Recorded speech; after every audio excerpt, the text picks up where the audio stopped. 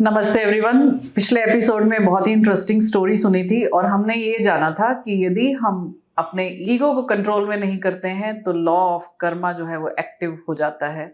आज हम विस्तार से समझेंगे कि लॉ ऑफ कर्मा क्या है और उसका हमारे जीवन पर क्या इम्पैक्ट आता है। सर, ये कर्मा की बात हम अक्सर सुनते रहते हैं कि वो do this otherwise you will have to pay और कर्मा, और ये सब ऐसी बातें आजकल की जनरेशन तो बहुत करने लगी है। शायद उन्हें ज्ञान नहीं है कि कर्मा या लॉ ऑफ कर्मा है क्या और कौन से कर्म करने चाहिए। तो पहले तो आप हमें लॉ ऑफ कर्मा समझाइए और फिर उसका हमारे जीवन में क्या इम्प्लीकेशन है वो बताइए। जो लॉ ऑफ कर्म है वो प्राइमरी लॉ नहीं है। प्राइमरी लॉ है लॉ ऑफ धर्म। अच्छा। मानी हमको हमारे अंतरात्मा का सेवक बन के रहना है, ये हमारा धर्म है।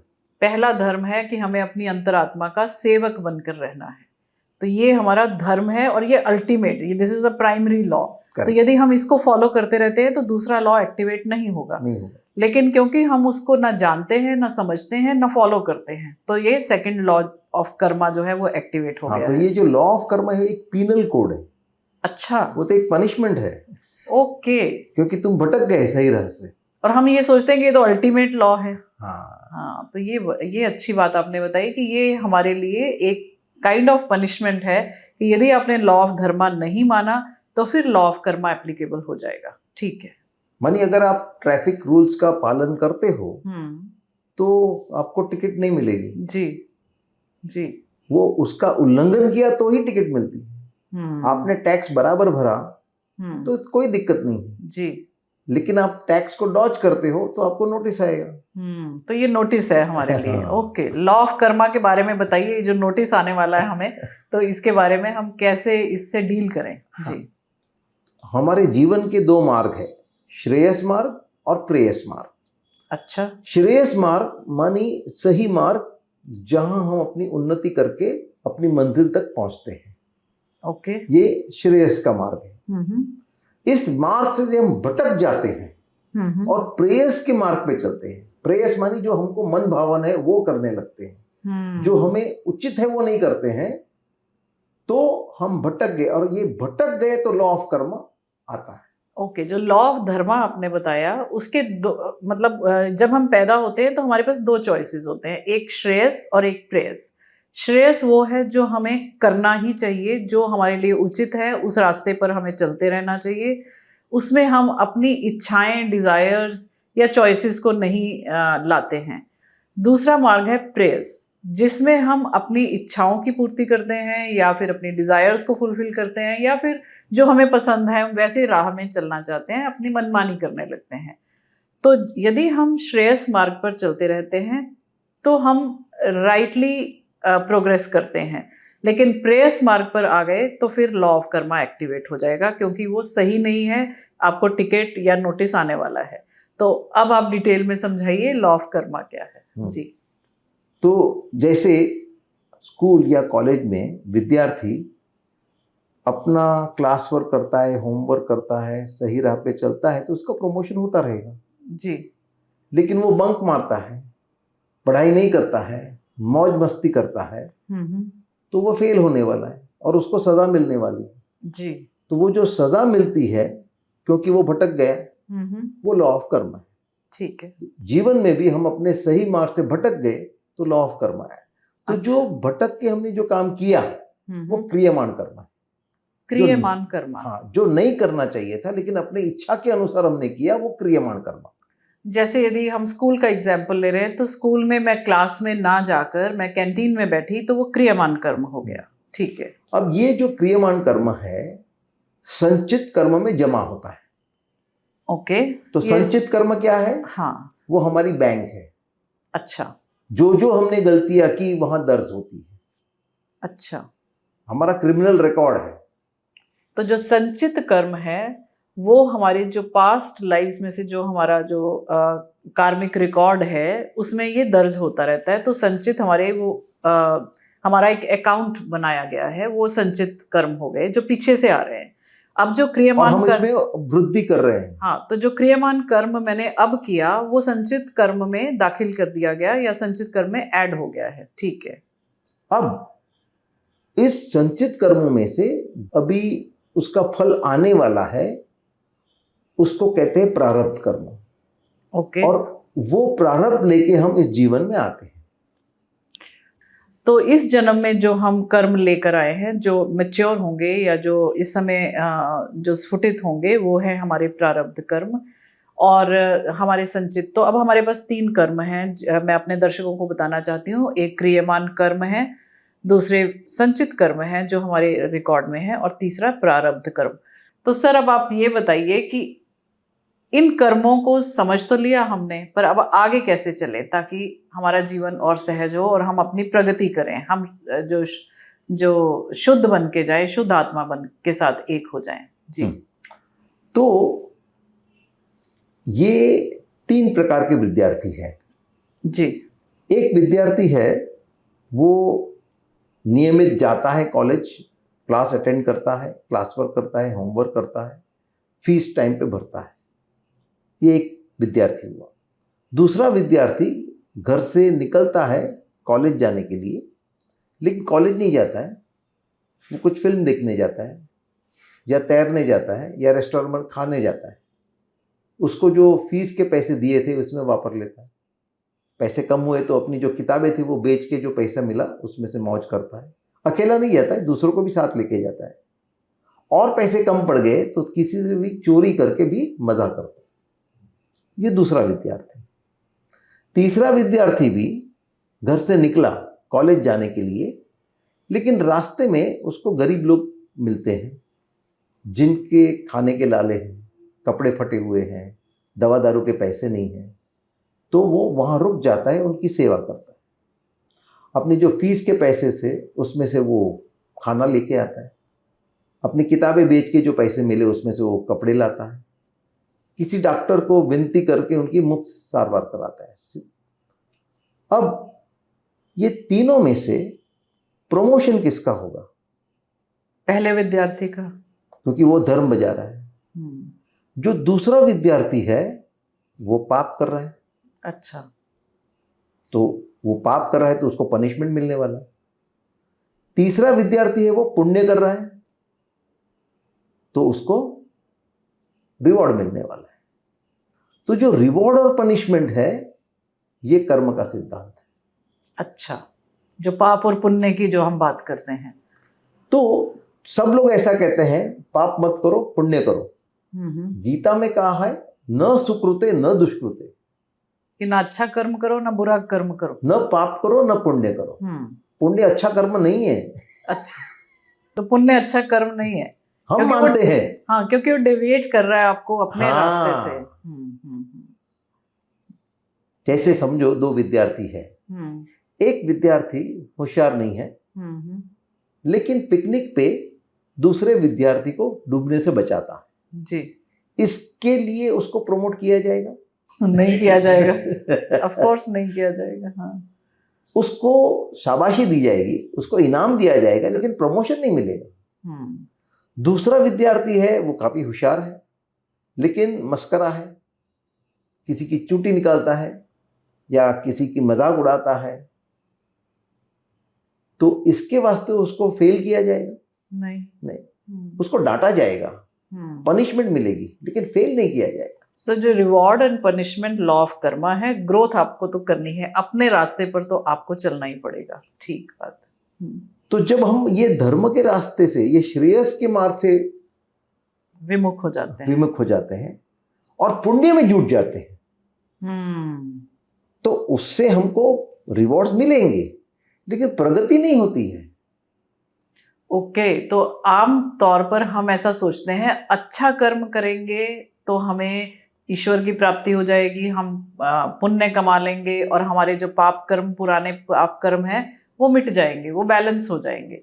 तो इसका मतलब ये धारणा गलत है। हाँ। हमें जो करना है वो जो हमारा फर्ज है, जो हमारा पर्पस है, उसको फॉलो करना है, उस रास्ते पर चलना है जो आपने जैसे बताया है, श्रेयस मार्ग पर चलना है, और पाप और पुण्य पर ध्यान ना देकर हमें अपने रास्ते पर चलना है। अब सबसे बड़ा सवाल यह है कि हमारा रास्ता क्या है, हमें कैसे पता? हाँ, तो ये रास्ता है हमारी उन्नति का। तो उन्नति में क्या होता है कि जो लेसन्स नियति ने हमारे लिए तय किए हैं वो हम सीखते जाते हैं, तो जो अज्ञान का लेयर है वो कम होता जाता है, कम होता जाता है। ठीक है। सभी में जो अंतरात्मा है, शुद्ध आत्मा है, वो इक्वली प्रकाशित है। अच्छा। जैसे फर्ज करो 10 बल्ब है, सबका वॉटेज सेम है। अच्छा। अब पहले बल्ब पे 1 कंबल है, दूसरे पे 2 कंबल है, तीसरे पे 3 कंबल है, ऐसे 10वें पे 10 कंबल। अब उनमें जो बल्ब है उसका प्रकाश तो सेम है जी, लेकिन बाहर दिखता क्या है? जो 10 कंबल वाला है हार्डली वो प्रकाश दिखेगा। मतलब जितने आवरण अज्ञान के हमारे हैं उतना ही हमारा जो रोशनी है वो कम दिखेगी। तो हमें हमारा जो मकसद है वो धीरे धीरे ये लेयर्स को, ये जो कंबल आपने बताए हैं उनको निकालना है। जी जी, ये हमारा प्राइमरी पर्पस है, लेकिन हम घुस गए हैं पाप और पुण्य में। हाँ, वो बल्ब दिखाई नहीं देता है ना, तो हमारा ध्यान उस पर नहीं गया, तो हम इधर उधर जो सब कर रहे हैं हम भी वही करने लगते हैं, या जो हमें पॉपुलरली बताया जाता है समाज में कि ये करने से अच्छा होगा या ये करना चाहिए या खेल लो या फिर मस्ती कर लो, एक ही जीवन है, जीने आए हो, you live once in life and eat drink and marry, so that is what we are doing. ये चारवाक फिलॉसफी है जी। तो हम लोग एक्चुअली क्योंकि हमें सूट करती है तो हम उसी को फॉलो करने लगते हैं। तो ये तो बात बहुत इंटरेस्टिंग है कि हमें अपने उन्नति के मार्ग पर चलना है, धीरे धीरे अज्ञान की लेयर्स को दूर करना है। पर हमारा जो जीवन है, जो हमारा लाइफस्टाइल है, हमें जैसे बचपन से सिखाया जाता है पढ़ो लिखो, अपने करियर्स बनाओ, शादी करो, बच्चे पैदा करो, फिर आगे जो भी हर समाज का, हर कम्युनिटी का एक अपना एक मेन्यू है कि इस एज में ये, इस एज में ये, और या फिर जीवन में यही करना चाहिए और वही उचित लगने लगता है। तो इसमें हम कैसे बंटवारा करें अपने कर्मों का और कैसे समझें कि हमें जीवन में एवरीडे, मतलब यदि मुझे 24 घंटे दिन में मिले हैं तो मैं कैसे उसको बिताऊं ताकि मेरी उन्नति भी होती रहे, मैं समाज में भी अपनी जगह बनाऊं, मैं थोड़ा थोड़ा अपना काम भी करूं, तो उसमें कैसे? तो अगर हम ये काम्य कर्म नहीं कर रहे हैं तो करना क्या है? जी। तो करना है नित्य कर्म, नियत कर्म, नैमित्तिक कर्म और साधना। एक मिनट, नित्य कर्म, नियत कर्म, नैमित्य कर्म और साधना, ये 4 काम हमें एवरीडे करने चाहिए। तो आप इनको जरा विस्तार से समझाइए कि ये नित्य कर्म क्या है। तो नित्य कर्म का मकसद क्या है? अपने आप को जीवित रखना। ओके। हम खाते हैं, सोते हैं, मल मूत्र का त्याग करते हैं, उसका पर्पस क्या है? ताकि हम जीवित रहें। जी। अब जीने के लिए जब हम खाते हैं तो खाना हमने उगाया नहीं, हमने पकाया नहीं, लेकिन हमने उसका ग्रहण किया। जी जी। तो हमारा नित्य कर्म करने के लिए हमने दूसरों का सहारा लिया है। जी। तो हमारा भी फर्ज बनता है कि हम उसको कुछ रिटर्न में मिल चुका है, एक्सचेंज ऑफ एनर्जी। जी। तो ये हुआ हमारा नियत कर्म। ओके। जब हम किसी जो भी हमने किसी का इस्तेमाल किया है या जो भी हमने किसी की हेल्प ली है, मानी हमने समाज से कुछ लिया है तो समाज को वापस देना है। जी। तो समाज से जो लिया है वो समाज को अपने हिसाब से कुछ ना कुछ वापस देना है। जी हाँ। तो वो नियति ने तय करके दिया है कि आपको ये करना है, आपको ये करना है, आपको ये करना है, तो समाज टिकता है। अच्छा, ये भी तय होके आया है। हाँ। Okay, that's interesting. उसके मुताबिक आपको काबिलियत दी है, उसके मुताबिक आपको माहौल दिया है। अच्छा। हाँ, जैसे मतलब थोड़ा हम इलेबोरेट करें इसको, तो जैसे कोई टीचर है, उसको टीचिंग की काबिलियत है, जो डॉक्टर है वो तो उसको ऐसा ही माहौल मिला है, वो डॉक्टर बना है, या फिर जो लोग समाज का और बाकी कार्य कर रहे हैं, बिल्डिंग्स बना रहे हैं, सड़कें बना रहे हैं, तो उनकी वो काबिलियत है, तो वो समाज के लिए वो कर रहे हैं। जी ठीक है। तो उसका एक उपमा दूं तो हमारे शरीर में अनेक प्रकार की कोश है, सेल्स है। जी। हर एक सेल पोषण लेता है, कचरा बाहर फेंकता है। जी। साथ साथ हर एक सेल के अलग अलग काम है। जैसे मस्तिष्क का सेल का अलग काम है, हड्डी का अलग है, स्नायु का अलग है, चर्बी का अलग है। जी। और सब अपना अपना काम करते रहते हैं तो शरीर टिकता है। जी जी। तो जो पोषण ले रहे हैं, कचरा बाहर फेंक रहे हैं, वो नित्य कर्म हुआ। जी। जो अपना जो विशेष काम वो जो करते हैं शरीर को टिकाने के लिए, तो वो उसका नियत कर्म हो। ओके, वेरी नाइस जी। एक और उपमा दूं जी तो समझो कि एक कॉलेज के साथ एक हॉस्टल जुड़ा हुआ है जी और जो विद्यार्थी कॉलेज में पढ़ने आए हैं उस हॉस्टल में रह रहे हैं जी, और हॉस्टल को चलाने में भी अपना योगदान दे रहे हैं। ठीक है। तो एक व्यक्ति सब किताबें संभालता है, एक खाना बनाता है, एक झाड़ू पोता करता है, एक कपड़े बर्तन करता है, और ये ड्यूटी बदलती रहती है जी तो सभी विद्यार्थी अपना नित्य कर्म कर रहे हैं जी, सब खा रहे हैं, सो रहे हैं, सभी विद्यार्थी अपना नियत कर्म भी कर रहे हैं, मानी हॉस्टल को चलाने में अपना योगदान दे रहे हैं जी। तो वहां उनका काम खत्म हुआ? नहीं, बचा क्या? जो काम पढ़ने आए हैं, जो पढ़ने आए जी, तो वो है साधना। लेकिन हम नित्य और नियत में इतने उलझे हुए हैं कि ये साधना को ही भूल गए। और जो समय बचता है उसमें मनोरंजन। हाँ। अब इन तीन के अलावा जो चौथा था नैमित्तिक कर्म जी, वो क्या है?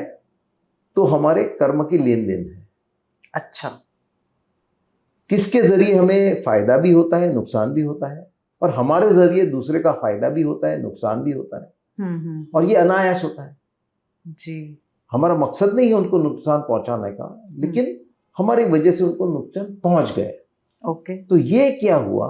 तो ये हुआ नैमित्तिक कर्म, जो कर्मों का लेन देन कहते हैं। जैसे एक बुजुर्ग कपल ट्रेन में मुसाफरी कर रहे थे, वहां महिला गुजर गई, तो जो उसके हस्बैंड थे वो तो घबरा गए कि मैं अब क्या करूं। तो उनका एक सहप्रवासी था, उसने कहा कि चिंता मत कीजिए, मेरा स्टेशन 5 मिनट बाद है, सब हम व्यवस्था करेंगे। वहाँ उतरे, पुलिस को इन्फॉर्म किया, रिश्तेदारों को समाचार भेजा, और सब अंत्येष्टि की अरेंजमेंट हो गई जी। जब ये पूरा हुआ तब जो मुसाफिर भाई थे उसका आभार मानने गए, थैंक यू कहने गए, तो उसने कहा आभार मानने की जरूरत नहीं है, मैंने ये सोचा कि ये महिला 10 मिनट बाद गुजर जाती, मैं तो उतर गया होता। मेरा इस समय यहाँ होना, मेरा स्टेशन इतना नजदीक होना, मानी मेरा कोई फर्ज बनता है, कोई मैं तो निमित्त मात्र था। अच्छा, तो जो नैमित्त कर्म है वो जो हमारे लेन देन के जो कर्म है, जो पुराने हिसाब हैं, वो उतरते हैं, और वो हमारे जीवन में ऐसी परिस्थितियां कुदरत लेकर आती है। तो अभी जैसे आपने बताया कि उस व्यक्ति ने ये सोचा कि मेरा कोई पुराना कर्म था जो उतर गया, तो उसके मन में ऐसा क्यों नहीं आया कि मेरा शायद नया कर्म बन गया हो? तो दोनों में फर्क क्या है? फर्ज करो कि ट्रेन में भीड़ है और उसके वजह से किसी को धक्का लगा, वो गिर गया, फ्रैक्चर हो गया जी। और फर्ज करो कि उसी गर्दी का कोई लाभ उठाता है और उसको धक्का मारता है और गिरा देता है, तो ये नया कर्म बना। अच्छा, जो अनायास, जो अचानक से हो गया, वो पुराना कर्म भुगतान हुआ, और यदि आपने जानबूझ के किसी का नुकसान किया, प्रयास किया, तो वो नया कर्म आपका बना। तो इसके लिए ये बहुत ही कंफ्यूजन रहेगी डे टू डे में यदि करना हो तो, क्योंकि हम इतने कार्य करते हैं जीवन में, तो कभी समझ नहीं आता कि ये कार्य करना चाहिए हमें या नहीं करना चाहिए।